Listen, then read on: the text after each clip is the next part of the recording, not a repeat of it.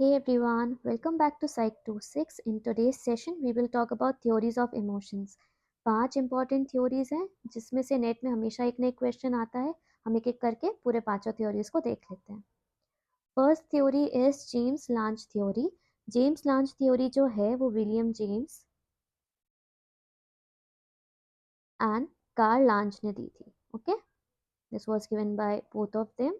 And इसमें क्या होता है, इसमें emotions result from physiological reactions to stimuli.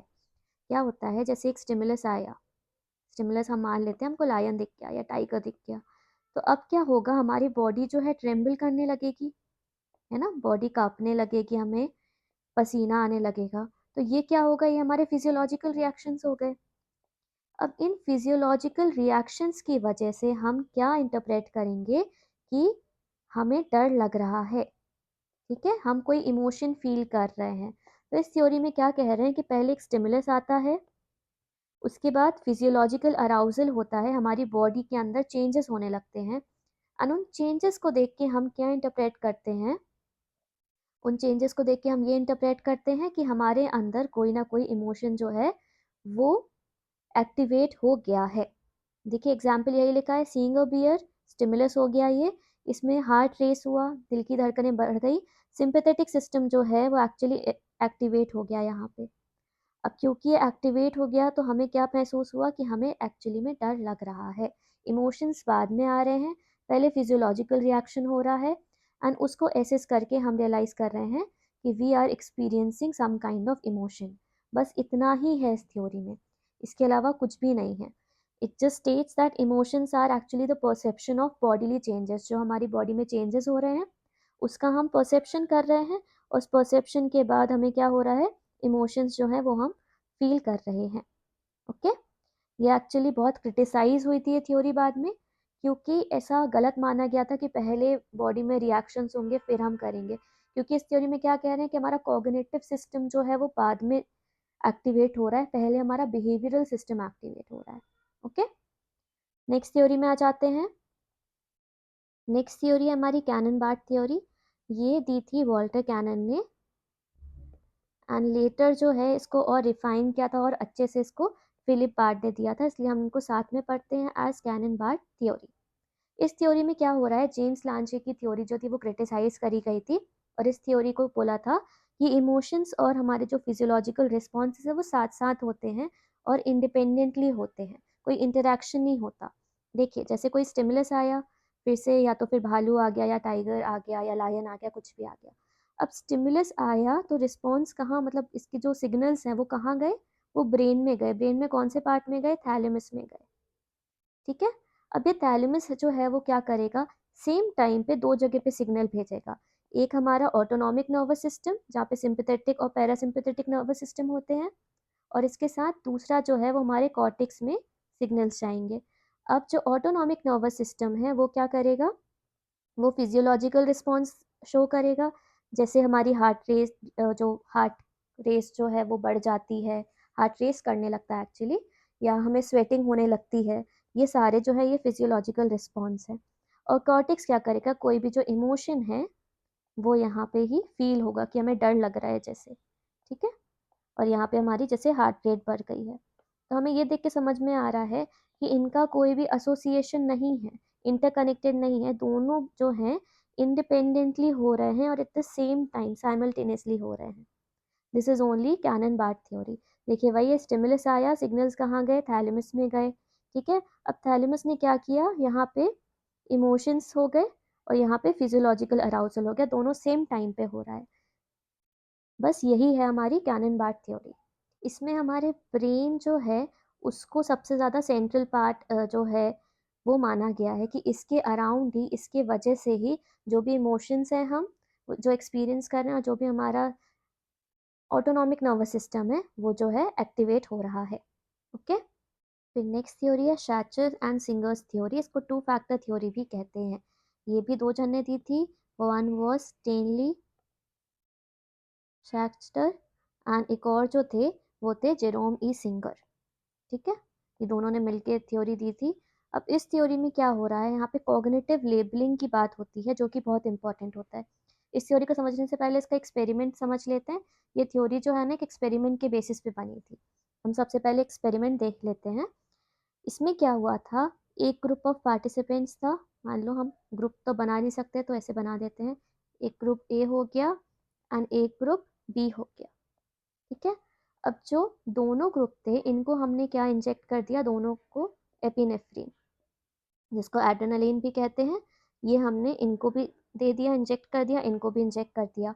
अब जो ग्रुप ए था ना, इसको हमने बताया नहीं कि हमने जो इंजेक्ट किया है वो क्या है। These were uninformed people. ठीक है, और ग्रुप बी में हमने इनको बता दिया कि आपको हमने एपिनेफ्रिन का इंजेक्शन लगाया है, तो दीज वर इन्फॉर्म्ड पीपल। क्या हुआ अभी तक, यहाँ पे दो ग्रुप्स लिए हमने, ग्रुप ए और ग्रुप बी।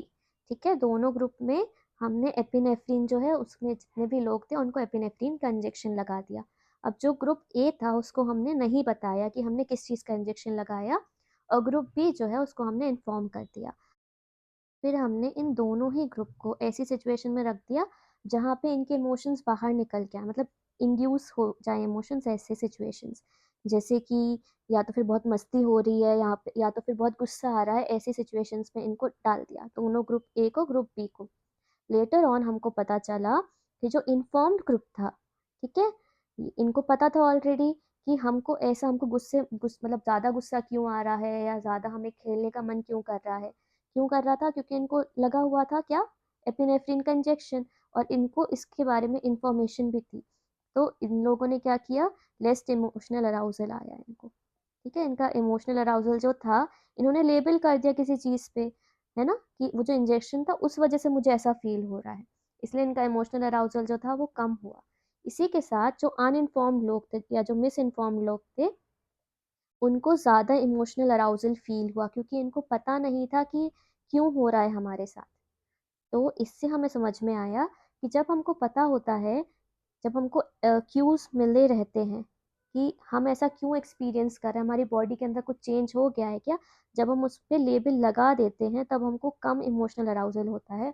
और जब हमको पता नहीं होता है कि ऐसा क्यों हो रहा है हमारे साथ, तब हमारे इमोशंस जो है वो बहुत ज़्यादा स्ट्रांगली बाहर आते हैं। This was the experiment done by शैचर एंड सिंगर।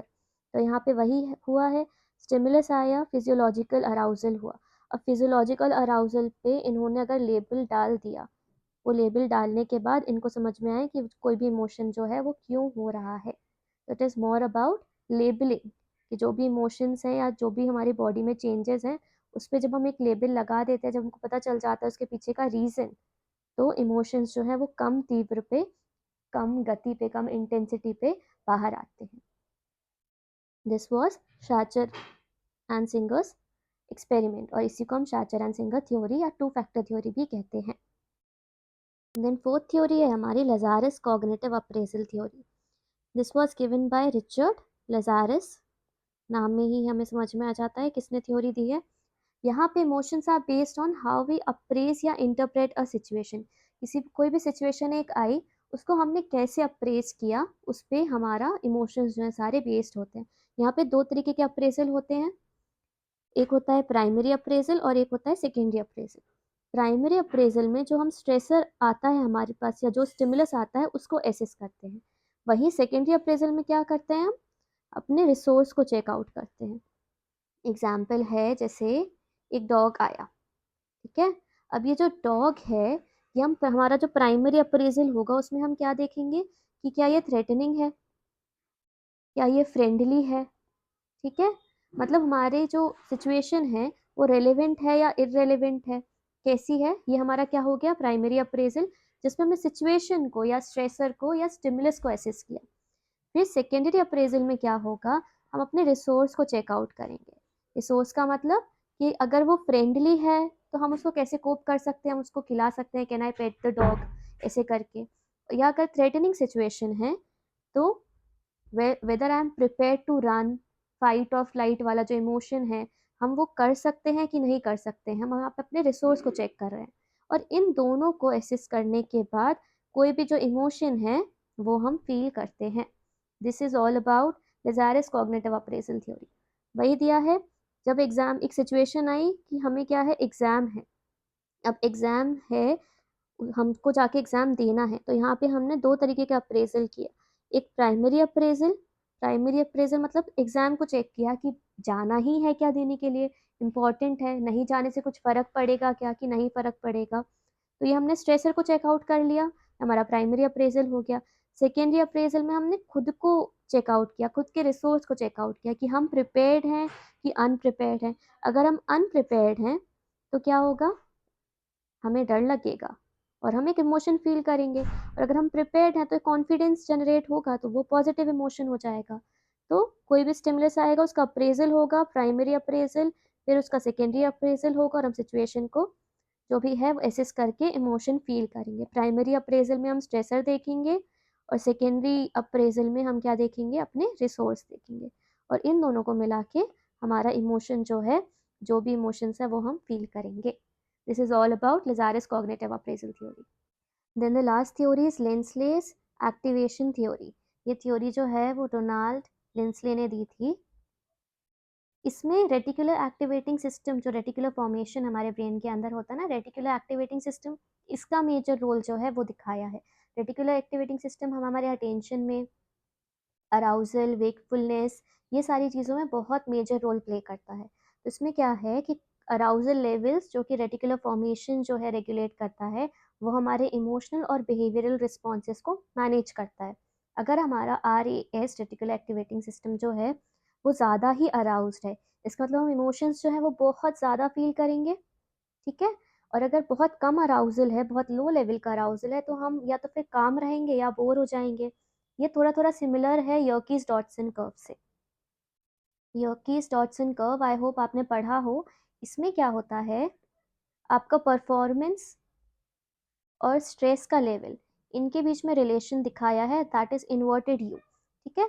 कि एक ऑप्टिमल लेवल ऑफ परफॉर्मेंस के लिए एक मॉडरेट लेवल ऑफ स्ट्रेस होना ज़रूरी है, मतलब अराउजल होना ज़रूरी है, ठीक है? इसका मतलब अराउजल होना ज़रूरी है, जो कि रेटिकुलर एक्टिवेटिंग सिस्टम ही मैनेज करता है।